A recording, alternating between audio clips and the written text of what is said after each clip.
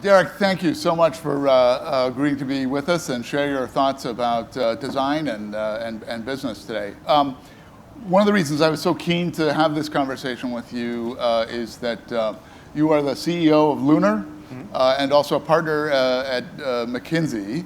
I think ordinary people might think it's somewhat curious that a big management consulting giant like McKinsey would have need for a design capability. And I'm hoping you can enlighten us a little bit about that and explain, well, tell us first about your own journey as going from an engineer to someone that's interested in design, and how this acquisition of Lunar at McKinsey came about. Yeah, I'd love to. And there's probably a good comment in there to maybe assuage some fears in the design community that somebody like McKinsey would come and take one of their partners and make them the CEO of the design firm to just kind of say, you're going to be like us now. This couldn't be further from the truth.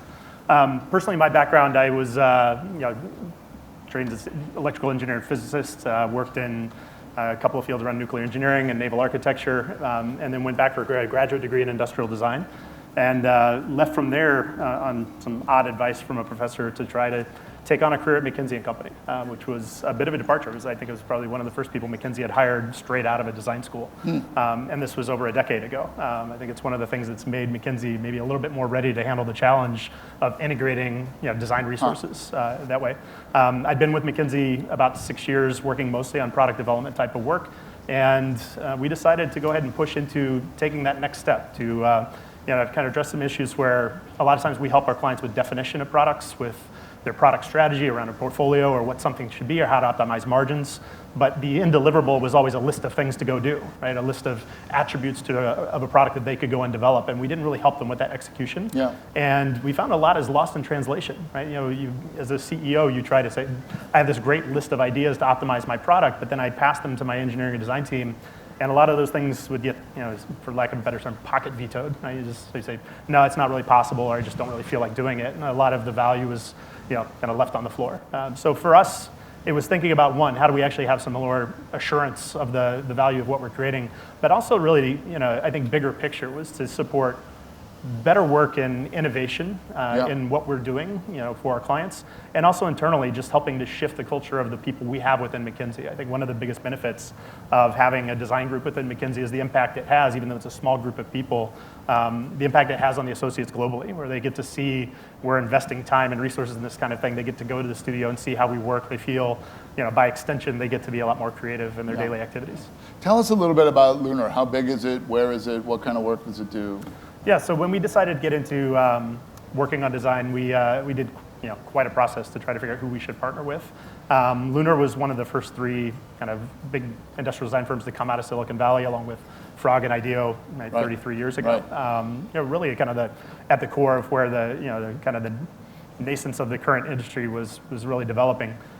Those 3 firms have taken very different directions over time. And Lunar, what was really exciting to us about that was that they still really practiced the craft of making products, right? There's it's kind of a Malcolm Gladwell type exercise where you need that 10,000 hours of practice shaping and developing things. And they were still really close to that. Other firms over time have, kind of chasing more senior relationships within their clients, trying to be a little bit more strategic, have let a little bit of that craftsmanship go. They've gotten rid of some of their engineering teams and moved away from doing as much, real industrial design work. And that was less interesting to us, bringing a lot of the strategy to the table ourselves. We wanted a partner that was a lot more embedded in that craftsmanship. Today, Lunar is, within the organization, we have about 75 people. It's still small. Within McKinsey, that's one part of what McKinsey does in design. We actually have over 300 designers at McKinsey now, which makes us one of the larger design firms in the world. We have locations in about 10 countries, and we do a lot of insights work all over the place. So, we started our studio here in Singapore, in fact, just about 6 months ago with our first couple of employees, and hope to scale that up very quickly. So this is, if we put this in a larger context, there are many other big corporations and services firms that are working very hard now to beef up their design capabilities. And I'm thinking of GE, which is building a team that's completely dedicated to user experience. IBM announced the other day that they've budgeted $100 million, something like that. It's an enormous number to hire new designers. Capital One bought Adaptive Path. Google bought Gecko. Facebook has Hot Studio. What's going on here? Is this some larger trend? Yeah. I think a part of me wants to say it's not here we go again, right? People in the design community have heard this story before. Procter & Gamble, 10 years ago, A.G. Lafley hired Claudia Kochka and hired 1,000 designers and wanted to change the world and create better consumer products. And then 3 years later, most of those people were looking for work. It's one of those things, it's great to see the ambition. And I think it's absolutely recognized, right? I think that Apple has helped make the case across industries that there's value in design, and it became almost the kind of the tide that lifted the design boat for everyone. So people understand the value, right? And wanting to find a way to do that, the biggest, best way to do it is bring in resources internally. So I'm glad to see a lot of corporations making those investments. I think there's still a challenge in learning how to make that work. On the services economy side, around consulting firms and things like that, doing it, it's market driven. Clients are asking for more of a perspective on how design can impact their results, how they actually use that as a tool to bring better offerings to their consumers. How do you make the cultures come together? I mean, having spent some time at McKinsey myself, I know that McKinsey has an incredibly well-defined kind of firm culture, and they have a very specific approach that they bring to bear when they go to work for clients, and it's quite different than the approach of most design firms. Can you share with us your own perspective about the contrast between those two approaches? What's different about the way that a consultant works and a designer works? And then how do you preserve the independence of a consulting company once you've acquired it? Or a design company. So I'm lucky to get to live on this intersection, right? I think personally I've gotten to have a lot of experience on both sides. Understanding how design and engineering work, how new product creation works, and then also seeing the rigor with which McKinsey solves problems.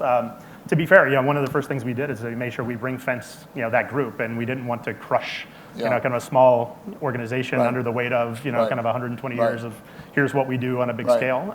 So, giving them the freedom and a safe space to operate is really important. At the same time, I think you really need to quickly start challenging both sides of the organization on what are their assumptions about the other, and kind of correct the basic misconceptions, which honestly you'll hear even within the group here. I'm sure some of those repeated around the designers are creative people and the consultants are analytical resources, right? I honestly find in practice that couldn't be further from the truth. It's incredibly creative people I get to work with every day at McKinsey.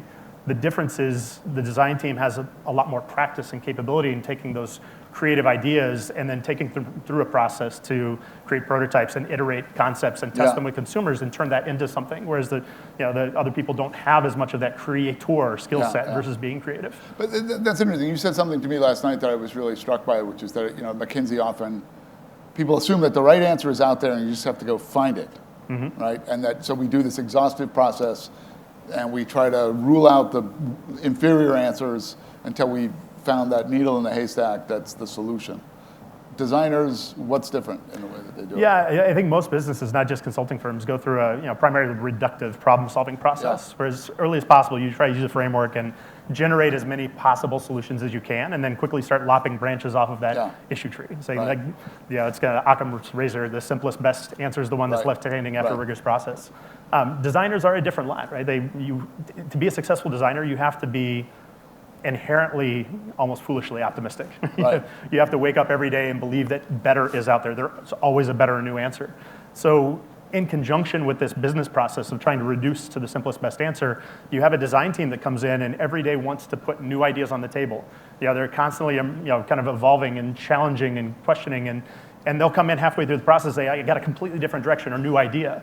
And for a team that's already kind of tried to eliminate half the answers on the table, that can be very frustrating for them coming in. Simultaneously, for a design team, it can be incredibly frustrating for them to not listen or say, it doesn't add up on my spreadsheet.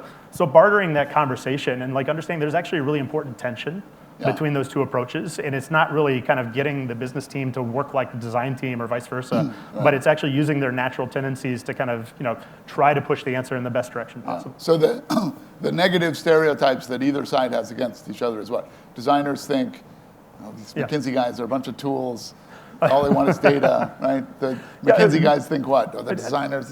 There's definitely some of that. I think it's, and the designers play into their own stereotypes, right? If we're introspective, we kind of, there's a little bit of a cult of personality we develop around we can't be pinned down by a process. We can't explain what we do. There's a certain amount of magic. You just have to let us sit around and incubate things, and then greatness will spring fully formed from our foreheads. And that's really not what's going on. I mean, there is a process, but you shouldn't push so far as to make it dogmatic. right? You need to be able to share updates with your colleagues and say, here's where we at, here's what we learned today, and here's our ideas today. And I'm not committing to sticking with those tomorrow, but I understand your need to figure out where we are in this process and how do I give an update to the CEO. On the flip side, I think that designers kind of assume that, our consulting colleagues want to spreadsheet their way to an answer. That if the numbers aren't big enough on day one, then I'm going to kill their idea, without allowing them to fully explore that or test it or vet it or iterate it. And I think we could be more open in looking at saying, well, maybe this seems like a small space today, but I also don't have the tools to understand what it could be without help from my design colleagues. And if I eliminated all of the options because they weren't big enough on a spreadsheet on day one, it's honestly foolish. I don't think anybody has proposed a company that could survey and spreadsheet its way to great innovations. So it's really a combination of those two things that works well. Fascinating. So as large existing sort of incumbent firms like McKinsey, Accenture, IBM, others expand their design capabilities, there's been a kind of series of these acquisitions of independent design shops. Does that make it harder and harder for the independent design shops to stay in business? Are there fewer of them now? Are the margins smaller? I mean, well, I'd say that a lot of the acquisitions by bigger firms aren't necessarily, they're not financially motivated in the way you think, right? I mean, we're not trying to roll up an industry. There's not an economic model where the McKinseys and Accentures of the world, just completely change their financial performance by rolling up industrial design. Right. Anybody that's practiced and built their own industrial design firm knows the economic situation, right?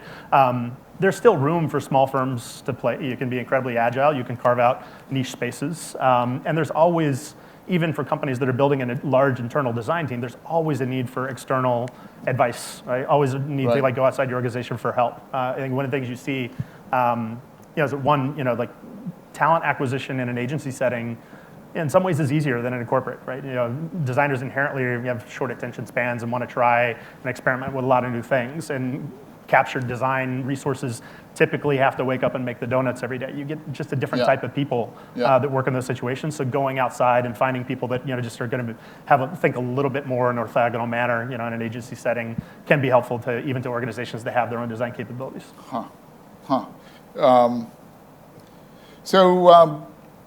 We've talked a lot about this phrase design thinking. I hear it all the time. And it mystifies me a little bit, I have to confess, because I guess my question is always, what's the difference between design thinking and just thinking? Yeah. I've heard the joke many times. And there's a woman on my team that just tends to joke. She kind of comes into every client and says, well, I'm a designer and I think every day, so I must be an expert on design thinking. I'm in that boat a little bit. I mean, design thinking, kind of in the popular press has been around for 16, 17 years, even since Bruce Nussbaum was writing about it, and Newsweek is kind of the next B school is actually going to be D school, and it's going to change the world. And I think a lot of companies are still holding their breath waiting for that to happen.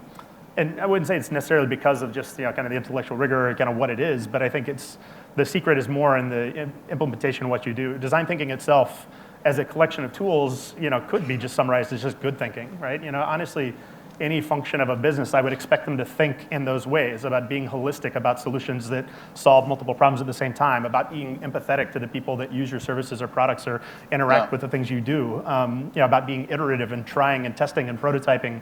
All those things are just, kind of characteristics of a good approach in any business function, let alone design. I think design brings a couple of unique things to the table, beyond those characteristics of what we call design thinking, right? I think the one, just a toolkit and an ability to do really great insights work on the front end. And it takes some of this input into design problem solving that traditionally has been, even though it is qualitative, I think was kind of looked at as not really fact-based, but versus imperfect market research that's kind of written with a terrible confirmation bias. Design research can be an incredible tool for businesses to take on and use to create new ideas. I think also just the ability of design to create things and test those and get feedback can de-risk a lot of propositions that kind of corporate institutions want to go and explore, but just they can't take bold enough steps because there's too many unknowns. You can use design to solve some of that. We've got a couple of questions here. Let's see if and if you've got questions from the audience, please put your hand up. Here's one. Trey understands this. Let me try to rephrase this. So when you go in, I mean, obviously McKinsey does a lot of work at the highest levels of big corporations. They go in and present solutions to CEOs. What are some of the biggest challenges often that designers face in being able to talk to a CEO? And are CEOs getting better at getting the relevance, the value of design as a competitive component? Yeah. I mean, I think strategy. The audience is a lot more receptive than they've ever been, right? I think they get the core of it, right? That they need to make better connections, right? I think, on the marketing side, kind of the emergence of brand, just being bigger and more strategic in a wider variety of industries that aren't even necessarily consumer industries has opened that door. And then, people see design as a way to actually start building those connections. I think there's a thirst for the topic. You have to realize there's only a certain amount of airtime you're going to get to have the conversation. Yeah. You have to be pretty efficient about how it's going to have impact, what are the points. I always joke around, I say, designers, if you really want to get used to this, find some kindred spirits. A totally related academic field we don't really think about putting together, but economists are great at this stuff, right? Just talk to them, and designers with a math degree is effectively all they are, right? You learn from their approach and how they actually interact with the CEO. It can be really effective in putting together the value-based argument for what you're going to do. Right. Looking for questions here. All right, I'm going to ask you one about the AI question, which I thought was a great question, and how that changes the role of a designer, especially designers that work with large corporations. Yeah, I think, there's a lot of things we're seeing around, the work Autodesk is doing now around generative design. There's a lot of parts of automating simple processes, and things like that, and it buys a lot of capacity. Maybe I'll pivot the question a little bit, just to say, fundamentally, I think design is enormously important here, because, design, unlike, kind of technology right now in this snapshot of time, has the potential to kind of shift how we think about and deliver productivity. If you look, I think the Wall Street Journal did a great series recently on kind of the productivity problem that kind of the globe has, right? Yes, despite a lot of new technologies being developed, you actually look at the impact technology has on developing the economy globally. And we're not inventing the airplane, we're not inventing penicillin and things like that anymore that have huge changes in the productivity of our population. And you look at places like Singapore in particular, where you have a slowdown in population growth. You need better productivity from that population to sustain economic growth and create value. Design has a great set of tools to start to solve that problem. And we need to, as we kind of responsibly execute design, pivot resources away from innovating in things that actually destroy productivity, where most of our energy has gone recently, like in a lot of social networking apps, and start thinking about how do I actually integrate existing technologies and turn that into things that are actually going to get more out of the population, more out of the resources we have today. Here's a good question. It says, what are some of the characteristics of people you hire now? From Tanya. Still traditional designers or some blend of business? What are some new skills that are required in the new world? So I think I'll give away the secret, and I'm sure the next tranche of people that I interview are going to have like a different response to my normal questions. In general, I look to really see people that have a deep spike in one side or the other.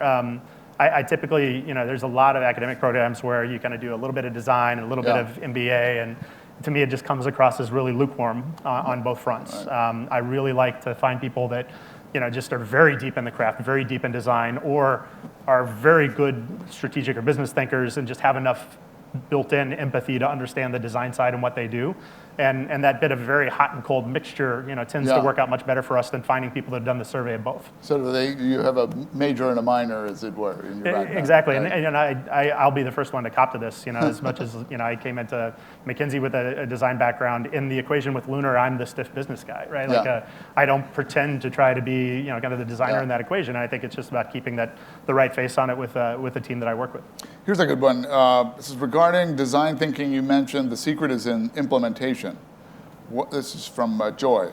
What are some challenges and ways for large bureaucracies to implement it? So you mentioned this in our conversation last night, that the people are gradually coming to realize over the last 10 years how much design matters. But the real sticking point remains, how do you implement it? How do you actually get design principles into business? There's 1,000 little issues, but maybe I'll highlight two that I think are really critically important. I think one is getting out of your own way and disrupting your own commercialization process, right? A lot of our clients can buy into the whole front end, kind of insights to concept generation piece. But then, from testing those concepts through commercialization, I find that companies still spend way too much time developing high fidelity prototypes, doing enormous design of experiments, conducting like really, really deep user research before they try to release version 2.0 internally. We had a client that was trying to design a snack food, and their normal process was to have something in R&D for 8 months before they would actually test it with consumers, right? Just kind of blowing up that model and getting them in a test kitchen and saying, here's our cadence. Every 3 weeks, we are taking something to consumer testing, like it or not, right? You're just changing that tack time, completely unlocked a whole different type of design and innovation. I would say the second thing, and I liberally steal this from Burt Rutan, who's an experimental aircraft designer in the US. He talks a lot about why he won't design for the military, and it's not about pacifism or not wanting to kind of make instruments of war. So there's a point in every defense program where you have to shift from a challenging attitude, asking questions, am I making the right thing, to having to defend it to Congress and justify the acquisition. And I think most corporations tend to do that too. If you want to, could talk about the case study, the Pontiac Aztec from 2001 for days on this point. But they get to a point where they stop and start defending their work. And if you ever start defending your work, you find yourself in that situation, you're bound to make a mistake. You're bound to launch something that doesn't connect with people. You should really be questioning what you've created up until the moment of launch and after. Fascinating. Looking for anyone from the audience. Okay, I'm going to ask this last one here. We've heard a lot about how design can have an impact on businesses and corporations, but what about your perspective on how design can be applied to solve societal problems in the world? Environmental issues, water scarcity, sanitation, hunger, and power social movements and causes. So maybe we can set aside the social movements and causes, but obviously on environment, sustainability, water, these kind of issues, McKinsey does a lot of work on that. Is design relevant to those issues as well?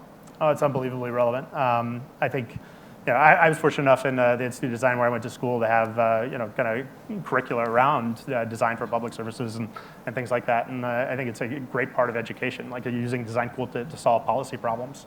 I think the same principles we talked about around design thinking before, around holistic solutions that solve multiple problems simultaneously. I think it's really critical. This kind of opening up and understanding new technologies and new ways that things can interact and solve a problem is a great skill set to bring to that. And also just around the insights and kind of personality piece around understanding what are people really looking for in solving these problems and really getting at the right underlying issues.